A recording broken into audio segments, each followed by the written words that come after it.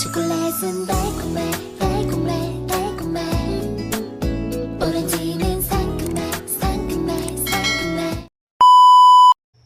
Hi guys! For tonight's video, gagawa po ako ng homemade takoyaki. Meron po tayo ditong cabbage, katsuoshi, taco. Yung gagamit din tayo ng oil. Then, ito na yung pinaka powder niya. Tinunaw ko na siya kanina. Para ready to cook na lang siya. Tara, let's go guys. Pahid muna tayo ng oil. Kitchen tissue lang yung gamit ko dito kasi madalang lang naman ako magluto. Pag ano lang, nagkikrave ka lang talaga.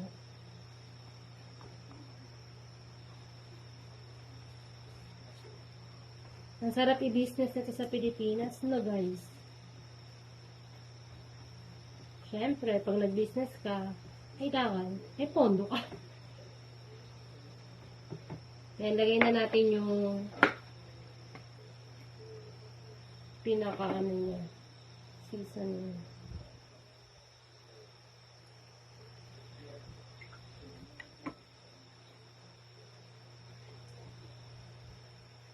Mahilig ako gumawa nito. Kaya lang, pag busy, syempre, hindi mo naman matutuunan ng oras lagi.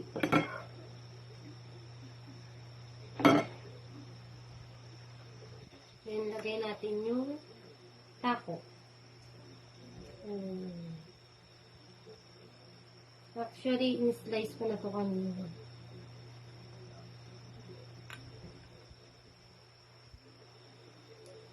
Ilagay natin sa mga puno.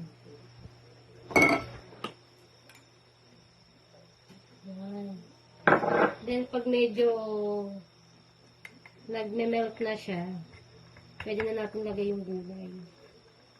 Alam nyo guys, mas gusto ko to madaming gulay talaga. Kasi yung iba, halos puro ano lang yung nilalagay. Yung pinaka-ano niya, harina ba tawag dyan? Kasi, dito sa Japan, ang gamit ko dyan is yung pang takoyaki powder talaga. Takoyaki po. Ito siya.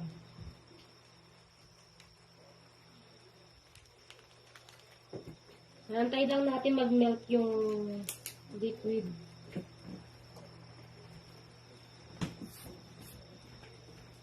Saka natin lagay yung gulay.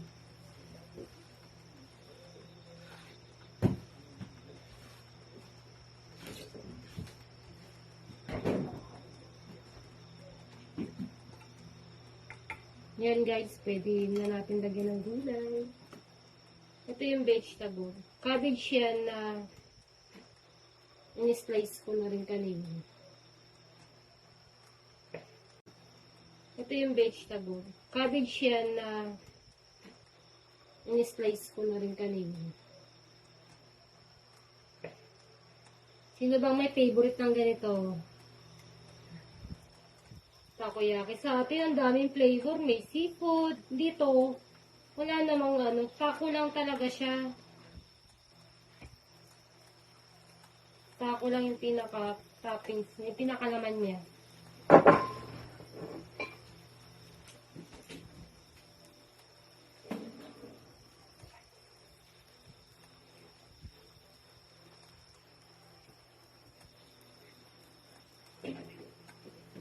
Yan, pwede natin siyang dagdagan ng takoyaki coke ulit. Coke kasi tawag nito sa kanila. Para mabaliktad natin. Pag medyo matigas na siya. Favorite to ng mga kapatid ko.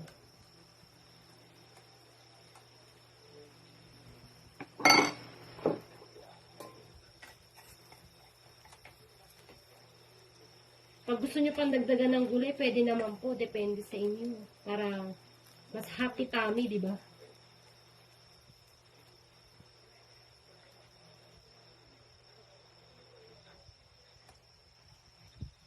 Ako kasi mas gusto ko talagang maraming gulay siya para sulit naman, di ba? Homemade naman kasi. Sarap. Wala, nag-crave lang ako. Pero pag bumibili ako nito sa labas, 10 pieces siya, 600 yen. Nasa, magkano sa atin, 100 to 200 pesos. 10 pieces. Mga ganun.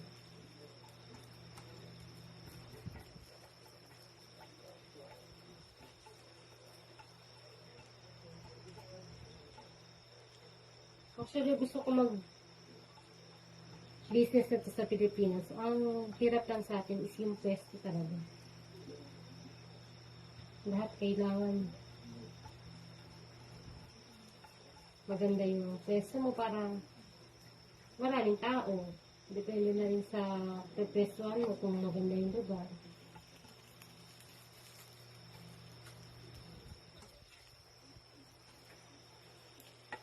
Kung gusto niyo siyang guys, dagdagan pa ng ibang toppings, pwede naman. Pero kasi kami, tako lang nilalagay namin talaga dito.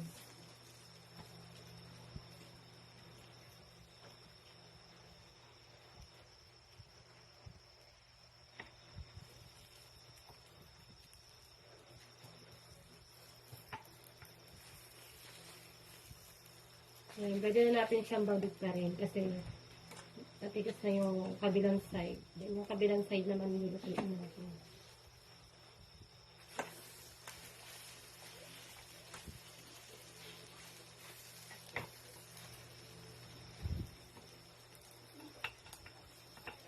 Then, dagdagan ulit natin siya ng takoyaki po.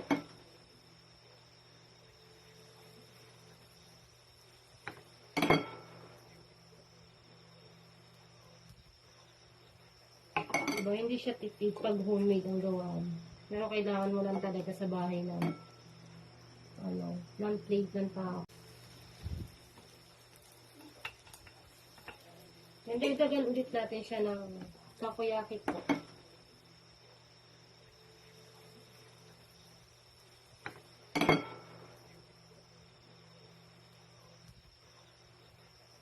Diba, hindi siya tipid pag homemade ang gawaan.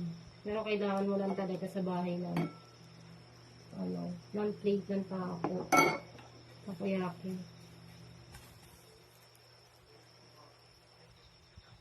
Wait lang tayo.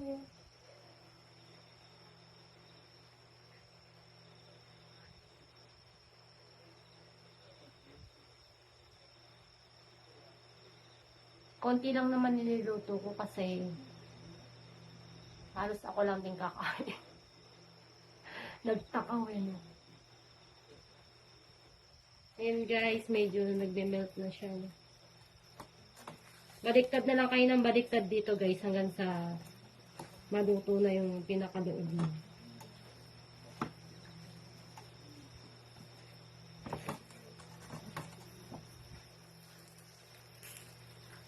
Make sure lang na lutong-luto syempre yung niya kasi syempre harina siya malalasahan pag hindi masyadong luto.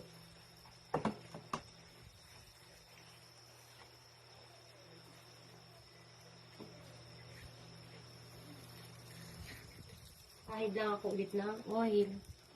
Medyo siya. Hindi ako nabili ng brush kasi katagalan naglalagas yung pinaka-brush eh. Eh ito, one time use lang naman. Minsanan lang gumawa. Ayan.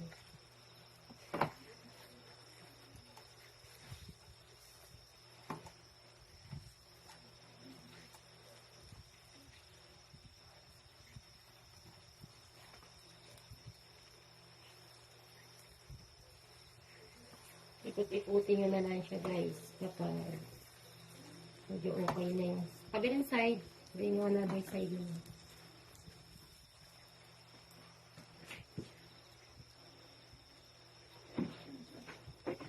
Lapit na siya maluto.